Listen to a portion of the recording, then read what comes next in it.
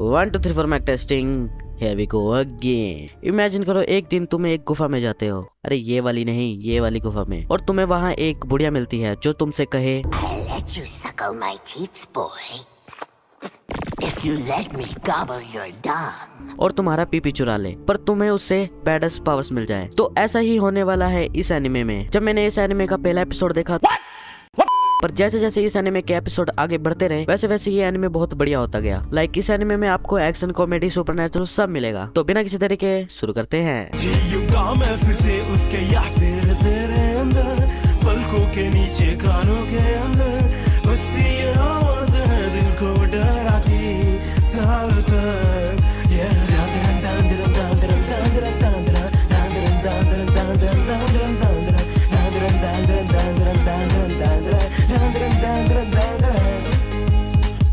तो कहानी शुरू होती है और हमें दिखाई जाती है मोमो, जिसका बॉयफ्रेंड उसे डेट पे ले जाने के लिए पैसे मांग रहा होता है। और हाँ, ये ओयो वाली डेट होती है। पर मोमो उससे पैसे देने से मना कर देती है और उसे एक लात मारती है, पर उसे तो कुछ नहीं होता। लेकिन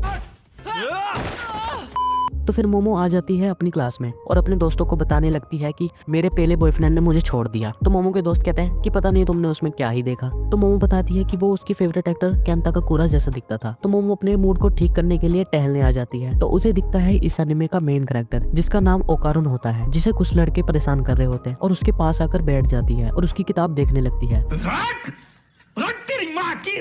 तो मोमो चले जाती है और वो लड़का आकर उसे वही किताब दिखाने लगता है और कहता है नासा वाले बहुत खतरनाक हैं।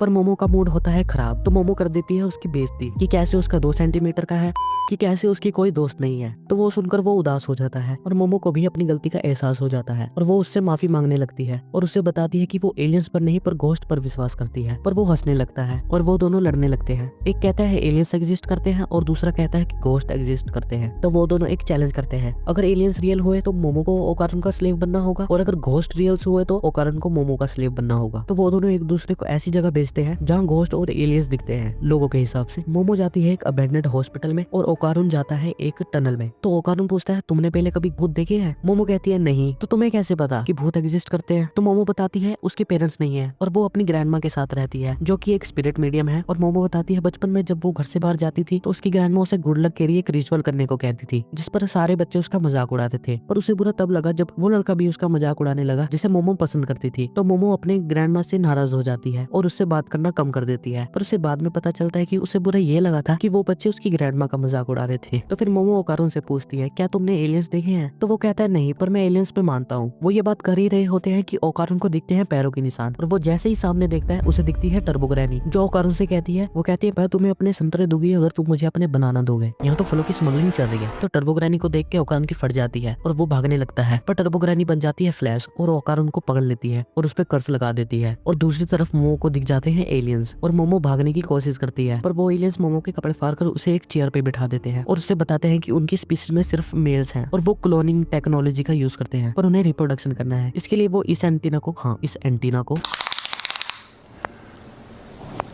That's quite big. मोमो की गुफा में डालेंगे और उसका खजाना उससे ले लेंगे रिसर्च के लिए। तो एनीमे बस हेंटाई बनने ही वाला होता है, पर तभी आ जाता है फोन और एलियन जैसे ही फोन उठाता है उसे पड़ती है क्लास और फोन से बाहर निकलता है ओकारुन, जिस पर टर्बो ग्रैनी का कंट्रोल होता है और वो आते ही एलियंस का कुत्ता बना देता है। पर एलियंस उसे दूर फेंक कर उसे खत्म करने ही वाले होते हैं। तो ओकारुन कहता है तुम मुझे खत्म कर दो, पर तुम मोमो को कुछ मत करना, वो मेरी अकेली दोस्त है। तो ये सुनकर मोमो को अपनी ग्रैंडमा की बात याद आती है कि हाउ टू रिलीज योर ची, मतलब अपनी पावर्स को यूज कैसे करें। तो मोमो वही करती है और एलियंस का कुत्ता बना देती है, पर ओकारुन उस पर चढ़ जाता है। पर मोमो अपनी पावर्स का यूज करके टर्बो ग्रैनी को ओकारुन से अलग कर देती है, पर वो बताती है कि उसने ओकारुन का औजार चुरा लिया है, अगर वो वापस चाहिए तो उन्हें टनल में आना होगा, और चले जाती है। और वो यूएफओ हॉस्पिटल से टकरा जाता है और वो दोनों यूएफओ से बाहर आ जाते हैं और अब वो दोनों एलियंस और भूत पर विश्वास करते हैं। थोड़ा पहले कर लेते तो इतना सब होता ही नहीं। एनीवेज, और प्लान बनाते हैं टर्बो ग्रैनी को हराने का, और ओकारुन मोमो को पहनने के लिए कपड़े देता है और वो मोमो के फेवरेट एक्टर केंता काकुरा के डायलॉग में कहता है, जिसे सुनकर मोमो का दिल जोर जोर से धड़कने लगता है। तो मोमो उसका असली नाम पूछती है, जो कि केंता काकुरा होता है।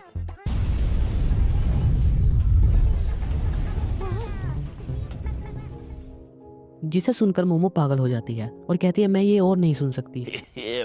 और ओकारुन पर टर्बो ग्रैनी की पावर्स हावी होने लगती है, पर मोमो उसे दूर फेंक देती है और मोमो कहती है मैं नए रूल्स बना रही हूँ, अब से तुम अपना नाम नहीं लोगे। ठीक है। और उसे ओकारुन ही बुलाती है और उसे चिढ़ाने लगती है और वो दोनों लड़ रहे होते हैं। तो मोमो कहती है अब सुबह हो गई है तो टर्बो ग्रैनी अब बाहर नहीं निकल सकती। तो ओकारुन खुश हो जाता है। तो मोमो कहती है अब तुम मेरे साथ चलोगे और वो उसे ले जाती है ओयो मेरा मतलब उसे ले जाती है अपने घर, क्योंकि उसकी हालत काफी फटीचर होती है और घर के अंदर कदम रखते ही ओकारुन को आग लग जाती है और वो जोर जोर से चिल्लाने लगता है और मोमो उसे अपनी पावर से उठाकर पानी में फेंक देती है और हमें पता चलता है कि उस पिलर पर लगा होता है एक बैरियर जो कि भूतों को अंदर आने से रोकता है और मोमो उस बैरियर को हटा देती है और इस बार ओकारुन को कुछ नहीं होता और मोमो ओकारुन के बालों का मजाक उड़ाने लगती है और वो दोनों मोमो के घर के अंदर आ जाते हैं। मोमो अपनी ग्रैंडमा को आवाज लगाने लगती है पर उसकी ग्रैंडमा घर पर नहीं होती और मोमो अपने कमरे में आ जाती है और ओकारुन को बाहर रहने को कहती है क्योंकि उसे अपने कपड़े चेंज करने होते हैं। पर जैसे ही मोमो का ध्यान ओकारुन से हटता है तो उस पर टर्बो ग्रैनी हावी होने लगती है। तो मोमो उसे ठरकी बुलाकर बाहर फेंक देती है और अपने कपड़े चेंज करने लगती है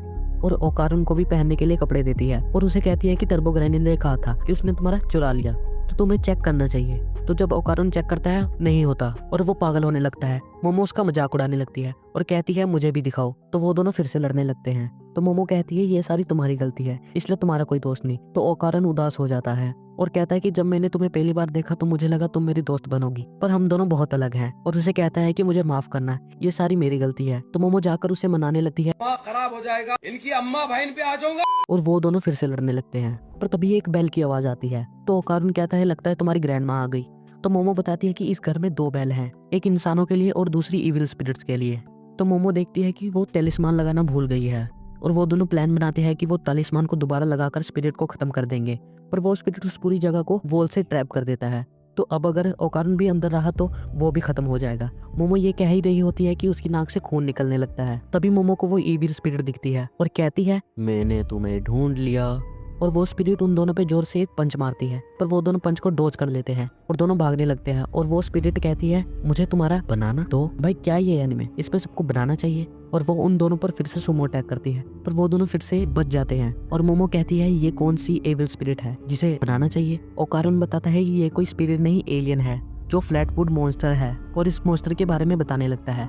और ओकारुन पर टर्बो ग्रैनी फिर से हावी होने लगती है। तो ओकारुन कहता है मैं लड़ूंगा इस मॉन्स्टर से और कहता है कि अगर तुम मेरा माइंड क्लियर कर दो तो मैं टर्बो ग्रैनी की पावर्स को यूज कर सकता हूँ। और वो मॉन्स्टर उन पर फिर से हमला कर देता है पर ओकारुन टर्बो ग्रैनी की पावर्स को यूज करते हुए उन दोनों को बचा लेता है और कहता है मैं पावर्स को महसूस कर सकता हूँ पर मैं बहुत डिप्रेस हूँ। तो मोमो कहती है तुम्हारी तो पर्सनैलिटी ही बदल गई और बोलना बंद करो, मुझे माफ करना, मैं एक ऑकवर्ड गाय हूँ, जो कि केंता का कुरा की फेमस लाइन होती है। तो मोमो कहती है ये लाइन दोबारा मत बोलना। तो ओकारुन उस मॉन्स्टर से लड़ने जाता है और वो मॉन्स्टर ओकारुन पर अटैक कर देता है पर वो टर्बो ग्रैनी की सुपर स्पीड से उसकी उंगलियां तोड़ देता है और वो दोनों एक दूसरे की आंखों में देखते हैं। ऐसा लगता है जैसे अभी।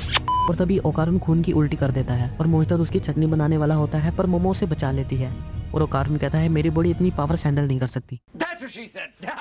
तो मोमो एक चीज देखती है कि वो मॉन्स्टर सुमो की तरह लड़ रहा है। तो अगर वो उस मॉन्स्टर के हाथों को जमीन पर टच करा दे तो वो उस मॉन्स्टर को हरा सकते हैं। तो ओकारुन अपनी सुपर स्पिन में उसकी ला तोड़ देता है और वो मॉन्स्टर नीचे गिरने लगता है और उसका एक हाथ जमीन पर टच हो जाता है और गायब होने लगता है। पर वो अपनी पीठ में से 2 पैर निकालता है और दोबारा खड़ा हो जाता है और मोमो को पकड़कर दूर फेंक देता है और उसे एक जोर से पंच मार देता है। और ओकारुन पर फिर से टर्बो ग्रैनी की पावर्स हावी होने लगती हैं पर वो चेंज नहीं होता क्योंकि मोमो उसे बचा लेती है और उस मॉन्स्टर को कहती है तुम्हारा हाथ जमीन पर टच हो गया और तुम हार गए हो चीटर। ओकारुन कहता है मेरा कर्स रिलीज कर दो पर मोमो कहती है इसे मैं मारूंगी क्योंकि मुझे चीटर से सख्त नफरत है। और उस मॉन्स्टर को आ जाता है गुस्सा और वो मोमो पे पंचेस की बरसात कर देता है। और ओकारुन मोमो को कहने लगता है कि मैं तुम्हें मरते हुए नहीं देख सकता, तुम ही मेरी अकेली दोस्त हो। पर हमें पता चलता है कि ये सब मोमो की चाल होती है। उस मॉन्स्टर के पंची से दीवार पर गड्ढा हो जाता है और वो दोनों उस पिलर से बाहर होते हैं और मोमो उस बैरियर को वापस लगा देती है और वो मॉन्स्टर जलकर खत्म हो जाता है और सब दोबारा ठीक हो जाता है। और मोमो ओकारुन के हेयर के बारे में बात करने लगती है पर वो बेहोश हो जाती है और ओकारुन पर टर्बो ग्रैनी हावी हो जाती है।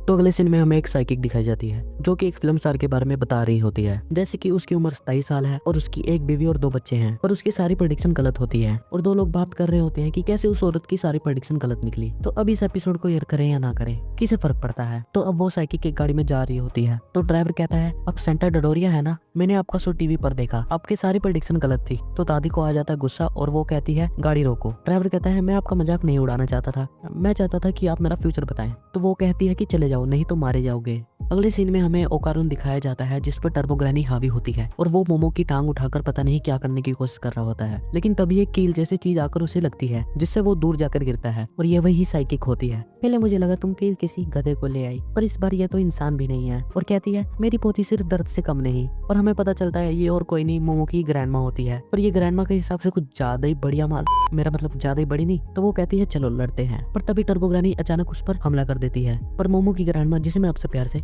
मतलब डडोरिया बुलाऊंगा, तो वो टर्बो ग्रैनी को एक सर्कल में ट्रैप कर देती है, जिसमें से अगर टर्बो ग्रैनी बाहर निकलने की कोशिश करेगी तो वो खत्म हो जाएगी। तो टर्बो ग्रैनी कहती है मैं तुम्हें खत्म कर दूंगी। तुम्हें क्या लगता है ये बैरियर मुझे हमेशा के लिए रोक सकता है? मेरा प्लान तुम्हें रोकने का नहीं, खत्म करने का है। और टर्बो ग्रैनी को कुत्ते की तरह धोने लगती है और उसका सर्कल छोटा कर देती है। पर टर्बो ग्रैनी कहती है अगर तुमने मुझे मारा तो मेरे साथ ये लड़का भी खत्म हो जाएगा। हाँ, वो ओकारुन की बात कर रही होती है। तो डोडोरिया कहती है जो मेरी पोती को परेशान करेगा मैं उसे खत्म कर दूंगी। और डोडोरिया सर्कल को मिटा देती है, जिससे टर्बो ग्रैनी खत्म हो जाती है। तो फिर मोमो की आंख खुलती है और वो भाग कर नीचे जाती है और वहाँ डोडोरिया मजे से अपना पसंदीदा शो देख रही होती है। तो मोमो डोडोरिया से पूछती है क्या आपने किसी लड़के को देखा? अगर मैं उसके सामने नहीं थी तो हमारे लिए खतरा हो सकता है। तो डोडोरिया कहती है खतरे से तुम्हारा मतलब वो स्पिरिट जिसे मैंने खत्म कर दिया, क्या उसने चश्मा पहना हुआ था? तो डोडोरिया कहती है तुम तो भूतों पर विश्वास नहीं करती और वैसे भी मैं तो एक झूठी हूं ना। तो मोमो उससे माफी मांगती है। तो डोडोरिया कहती है मेन श्राइन पर जाओ। तो मोमो भागकर मेन श्राइन पर जा रही होती है और मन में सोच रही होती है ओकारुन को कुछ नहीं होना चाहिए ना, ये सारी मेरी गलती होगी। और मोमो जब श्राइन के डोर को खोलती है जूस पिला दो, मौसम्बी का मूड ऑफ है मेरा। डोडो उसे बताती है कि जब तक ओकारुन श्राइन में रहेगा तब तक उस पर टर्बो ग्रैनी हावी नहीं हो सकती। तो डोडोरो पूछते हैं कि ये सब कैसे हुआ और मोमो डोडोरिया को सारी बात बताती है कि कैसे वो टर्बो ग्रैनी से मिले और उसने ओकारुन का चुराकर उसे कर्ज किया और जब तक उसे वापस नहीं मिलेगा तब तक उसका कर्ज नहीं जाएगा और उसे साइकिक पावर्स मिली। तो डोडोरिया उसे टर्बो ग्रैनी के बारे में बताती है कि कैसे उसे 100 किलोमीटर पर आवर की ग्रैनी कहा जाता है और कैसे हर जगह की एक बाउंड स्पिरिट होती है और वो अपने एरिया में पावरफुल होती है और उन्हें उनके एरिया में कोई साइकिक खत्म नहीं कर सकता। और उस टनल की बाउंड स्पिरिट और टर्बो ग्रैनी फ्यूज हो गए हैं। तो तुम वहां मत जाना, अब मैं तुम्हें नहीं खो सकती, ये उस लड़के की गलती है, तुम अब कुछ नहीं कर सकती, अब तुम उसे भूल जाओ। तो मोमो कहती है अगर मेरी जगह कैंता काकुरा होते तो उसकी मदद जरूर करते। तो डोडो कहती है कि उस लड़के का नाम भी कैंता काकुरा है ना। और मोमो को चिढ़ाने लगती है कि वो उससे प्यार करती है, वो लड़के मोमो तुमसे प्यार करती है। तो वो लोग एक प्लान बनाते हैं, वो टर्बो ग्रैनी को रेस का चैलेंज करेंगे और उसे उसकी टेरिटरी से बाहर लाकर उसे खत्म कर देंगे। तो मोमो डोडोरिया से कहते हैं कि वो अपनी पावर से उसे खत्म नहीं कर सकती। तो डोडो बताती है मैंने जिस गॉड से पावर ली है वो इस टेरिटरी में रहते थे, तो मेरी पावर्स Kamakoshi City. बाहर काम नहीं करेंगी। तो मोमो कहती है पर मैं टर्बो ग्रैनी से रेस में नहीं जीत सकती। तो डोडोरिया बताती है तुम नहीं, ओकारुन करेगा रेस। और ये कहकर डोडोरिया चले जाती है। तो ओकारुन कहता है वो थोड़ी यंग नहीं है ग्रैंडमा के हिसाब से। यार मैंने तो पहले ही कहा था। तो ये दोनों कुछ बात कर रहे होते हैं, जैसे कि ओकारुन कहता है वो कितना वीक है,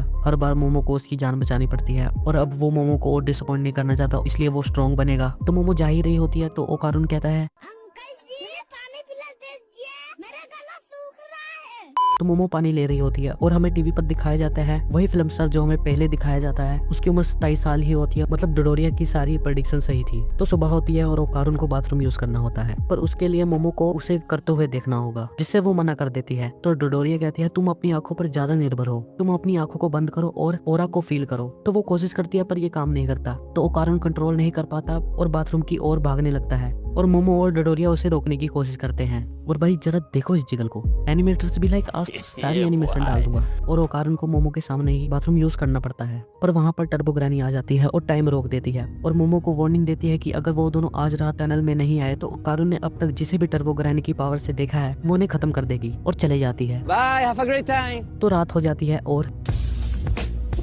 तो ओकारुन और मोमो स्पिरिट प्रोटेक्टेड कपड़े पहन लेते हैं जो उन्हें स्पिरिट से प्रोटेक्ट करेंगे। तो वो दोनों जाने लगते हैं और डोडो मोमो से कहती है बस मरना मत और अपने गॉड से उनके लिए प्रेयर करती है। तो आज की वीडियो के लिए बस इतना ही। अब हम मिलेंगे अगले पार्ट में। मैं मिलूंगा ऐसी धमाकेदार एनिमे की वीडियोस में, तब तक के लिए